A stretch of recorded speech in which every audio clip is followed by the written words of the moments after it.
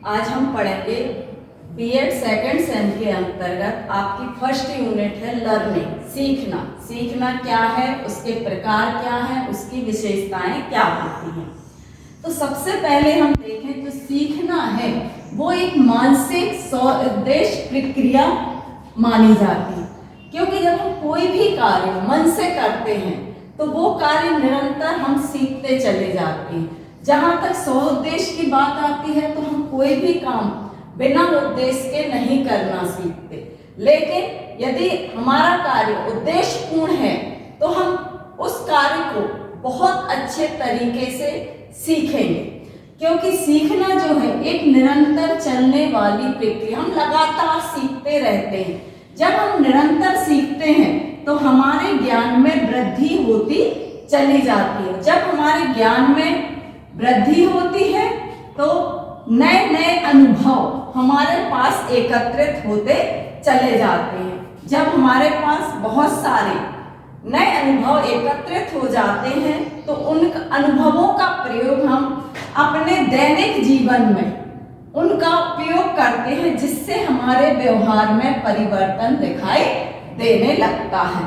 अब सीखने की बात यदि हम करते हैं तो सीखने का एक जो गुण रहता है वो रहता है निरंतरता का। हमने पहले ही बता चुके हैं कि जो सीखने की प्रक्रिया होती है वो निरंतर चलती रहती है, यानी जन्म से मृत्यु तक हम कुछ ना कुछ अवश्य सीखते हैं। दूसरा जो इसका गुण होता है वो होता है सार्वभौमिकता का। सार्वभौमिकता यानी कहीं भी कुछ भी कभी भी हम सीख सकते हैं। उसके लिए हमें कोई पर्टिकुलर ना एज होती है, ना कोई स्थान होता है, ना कोई जगह होती है। यदि हम किसी भी काम को सीखना चाहते हैं तो हम कहीं भी सीख सकते हैं। सीखने के प्रकार के अंतर्गत इसके दो प्रकार मुख्य होते हैं। सबसे पहला होता है स्वाभाविक और दूसरा होता है अर्जित। स्वाभाविक ज्ञान से सीखने से हमारा तात्पर्य होता है स्वयं अपने आप से सीखना। इसको हम एक उदाहरण की सहायता से समझ सकते हैं। मान लीजिए आप अपने हाथ में आम लेते जा रहे हैं, एक बंदर उस आम को झपट कर खा लेता है, तो ये उसकी जो प्रतिक्रिया होगी वो उसकी स्वाभाविक होगी। उसने सीखी नहीं है, ये स्वाभाविक है। जब एक बच्चा आपसे कोई आम या कोई वस्तु मांगता है तो हाथ फैलाकर मांगता है। क्यों? क्योंकि ये चीज उसने सीखी हुई है कि हमें किसी से यदि कोई वस्तु चाहिए है तो हम हाथ फैलाकर मांगेंगे या मंगाकर। दूसरी जो होती है अर्जित, तो अर्जित ज्ञान हम दूसरों के द्वारा सीखते हैं। जो ज्ञान हम दूसरों के द्वारा सीख रहे हैं वह अर्जित ज्ञान के अंदर आता है। कई बार हम अपने आप से सामने वालों को देखकर कुछ ना कुछ काम अवश्य सीख जाते हैं, वह कहलाता है अर्जित ज्ञान। आज हम पढ़ेंगे सीखने की परिभाषाएं एवं विशेषताएं। हम पिछले उसमें पढ़ चुके हैं कि सीखना वास्तव में होता क्या है। तो सीखने की परिभाषाओं के अंतर्गत सीखना अनुभव द्वारा सीखना है, क्योंकि जब हम कोई कार्य सीखते हैं तो लगातार करते रहने से हमारे पास बहुत सारे अनुभव एकत्रित हो जाते हैं। इसलिए जो सीखना होता है वो अनुभव द्वारा सीखना होता है। सीखना अनुभव के परिणाम स्वरूप व्यवहार में परिवर्तन द्वारा सीख। जब हम कोई काम सीख जाते हैं तो हमारे व्यवहार में हमें परिवर्तन दिखाई देने लगता है, क्योंकि हम सीखे हुए कार्य का प्रयोग अपने दैनिक जीवन में उपयोग करने लगते हैं। इसलिए हमारे व्यवहार में परिवर्तन दिखाई देने लगता है। अब है सीखने की कुछ विशेषताएं। तो हमारा जो सीखना है संपूर्ण जीवन चलता रहता है। संपूर्ण जीवन इसलिए चलता है कि इसकी कोई ना एज होती है, ये जन्म से मृत्यु तक हम कुछ ना कुछ अवश्य ही सीखते रहते हैं। लगातार चलने वाली प्रक्रिया है, इसलिए जो हमारा सीखना होता है संपूर्ण जीवन चलता रहे। सीखने की जो दूसरी विशेषता होती है ये होती है सार्वभौमिक। सार्वभौमिक यानी सीखना जो होता है यूनिवर्सल है।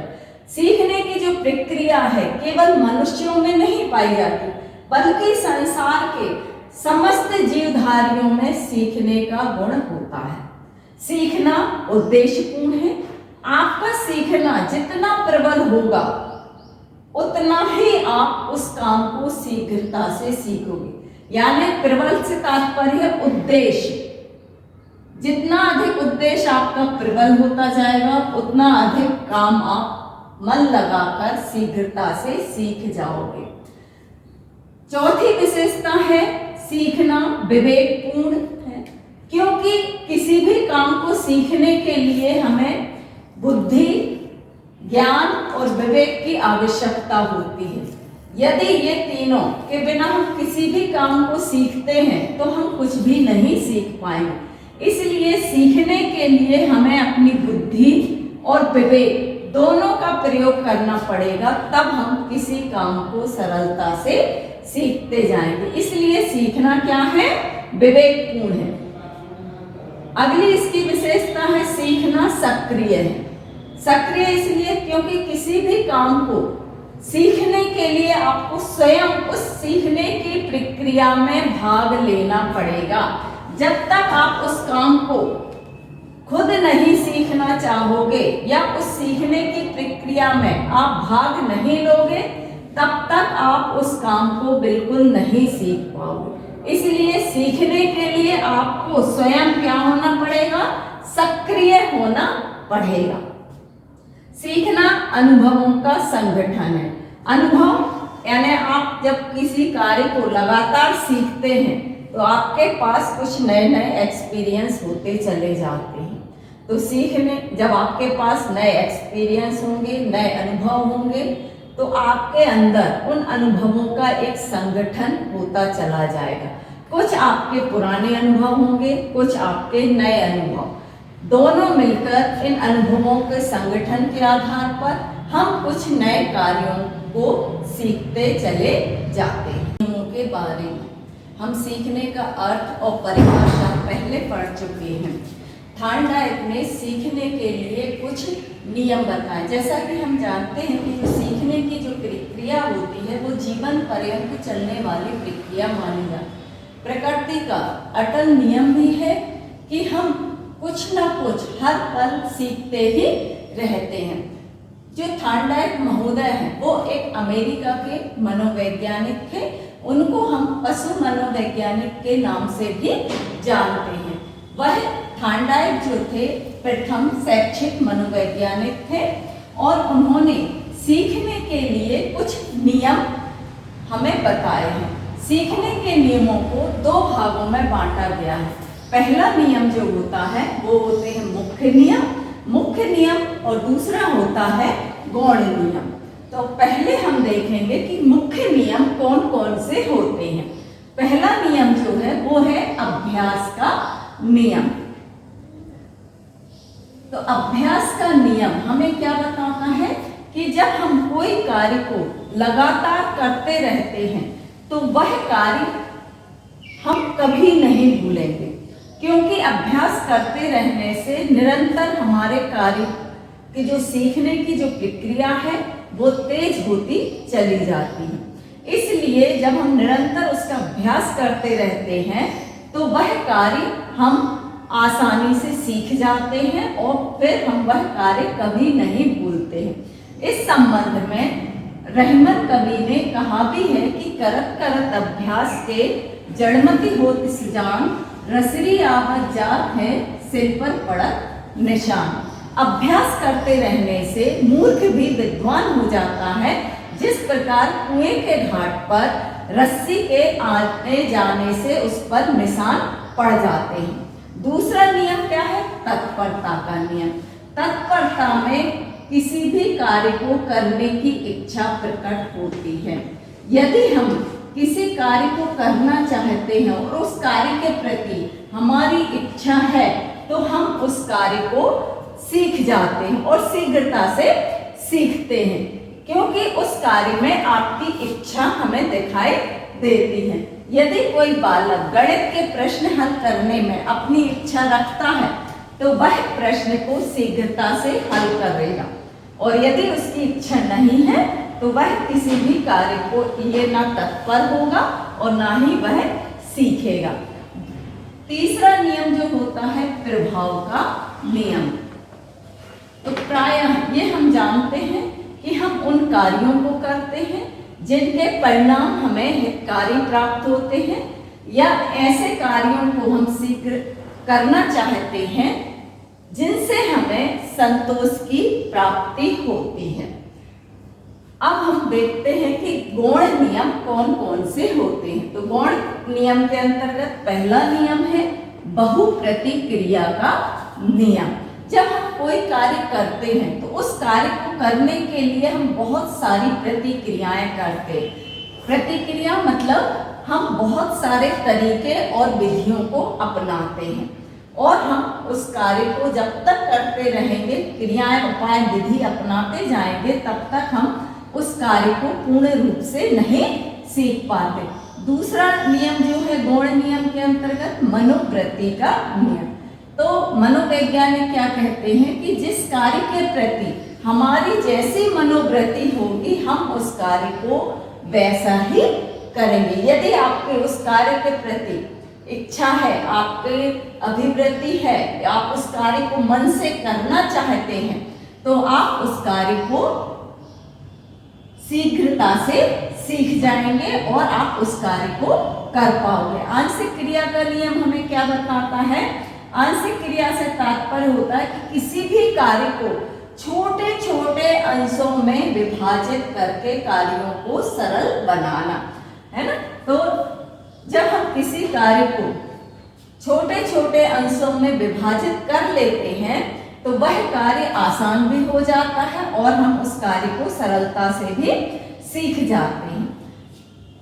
अगला नियम है आत्मीकरण का। तो आत्मीकरण से तात्पर्य जब हम कोई नया कार्य सीखते हैं तो उस कार्य को हम आत्मसात कर लेते हैं, यानी उसको हम पूर्व ज्ञान का स्थायी अंग बना लेते हैं।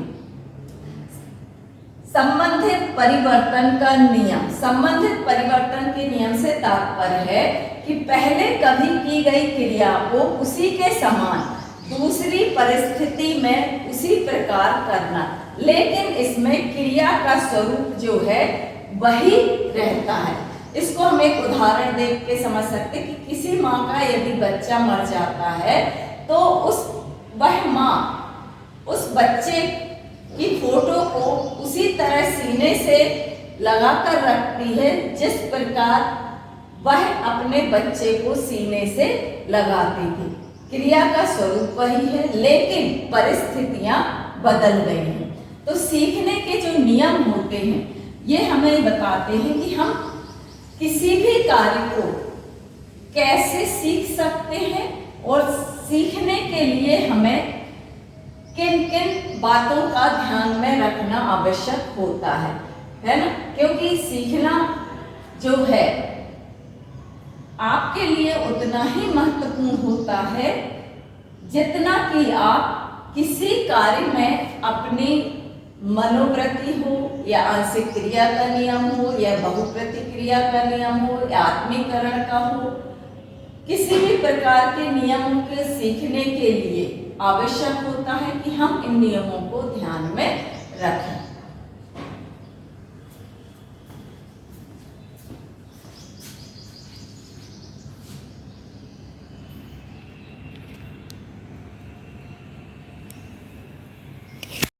के सीखने के सिद्धांतों के बारे में हम सीखने के नियम पहले पढ़ चुके हैं जो थार्नडाइक के थे। आज हम प्रयास और त्रुटि के सिद्धांत के बारे में पढ़ेंगे। थार्नडाइक ने अपनी पुस्तक शिक्षा मनोविज्ञान में सीखने के सिद्धांत का प्रतिपादन किया, जिसे थार्नडाइक थ्योरी ऑफ लर्निंग के नाम से हम जानते हैं। सन 1890 से 1913 के बीच थार्नडाइक ने अनेक जंतुओं पर अपने प्रयोग किए हैं। उन्हीं में से एक सिद्धांत क्या है? प्रयास व त्रुटि का सिद्धांत। थार्नडाइक के सिद्धांत के अंतर्गत उनके अन्य सिद्धांतों के बारे में या उनके नाम क्या है।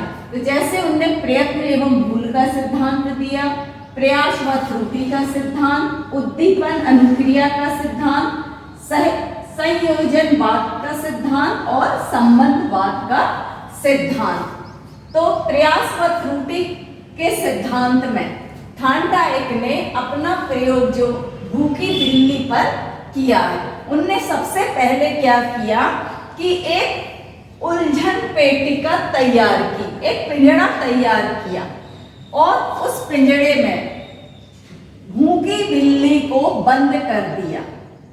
अब बिल्ली ये नहीं जानती थी कि वह पिंजड़ा जो है वो कैसे खुलता है।